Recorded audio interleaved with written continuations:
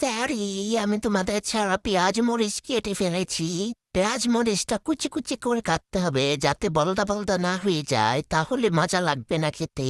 কাটাকাটির পর একটা বাসন বা একটা প্লেটে নিতে হবে। তারপরে পেঁয়াজে সামান্য লবণ দিতে হবে।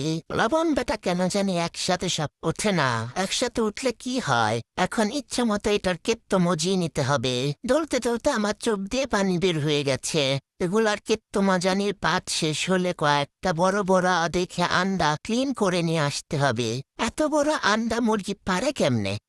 মুরগির ভিতরে 2 কুসুম, সরি ডিমের ভিতরে 2 কুসুম। ডিমগুলা ভাঙ্গা শেষ। ডিমটা সাইডে রাখতে চাইছিলাম, কিন্তু ব্যাড অফ ডিমটা কি করছে দেখ। বারে বারে ডিমটাকে এক জায়গায় রাখতে চাচ্ছে কিন্তু থাকতে চাচ্ছে না ব্যাড অফ। অবশেষে বসলো। এখন ডিমগুলোকে একটা কাঁটা চামচ দিয়ে ভালোভাবে গুটানাটা করে নিতে হবে। এরকম কনসেন্টুর বলতে পারি না, ডিমটা সাইডে রেখে দিলেই চলবে। এরপর একটা আটার ডো নিয়ে ভালো মতো এটাকে রাউন্ড করে নিতে হবে। এরপর রাউন্ড করে এর উপরে ময়দা ছিটিয়ে এই রুটিটাকে গোল গোল গোল গোল করে বেলতে হবে। বুঝতামলা একটা রুটি বেলে এটার ভিতরে ডিমটা ভরে দিতে হবে। এখন নিশ্চয় সবাই বুঝে গেছেন আমি কি বানাচ্ছি আজকে। আমি আজকে মোগলাই বানাচ্ছি। এখন ডিমে ব্যাটারটা এটার ভিতরে দিয়ে 4 কোণা ভাঁজ করে নিব। একটুখানি ডিমের ব্যাটার দিয়ে দিব এটার ভিতরে।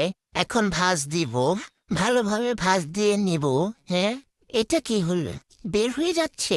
এটা বের হয়েছে দেখে কি হয়েছে? ওইগুলা বের হবে না। এটাকে সুন্দর করে একটু লবণ ছিটিয়ে আস্ত একটা ডিম ভেঙে দিব, দিয়ে 4টা ভাঁজ দিয়ে দিব। এখন চলে যাই নেক্সট কাজে। একটা কড়াইয়ে পর্যাপ্ত পরিমাণ তেল নিয়ে মোগলাইটা ছেড়ে দিব। মোগলাইটা কড়াইয়ে দিয়ে ওই যে ডিমগুলো ছেড়ে দিচ্ছে ওগুলো আগে উঠিয়ে ফালিয়ে দিতে হবে, না হলে ওগুলো পুরো ছাই হয়ে যাবে।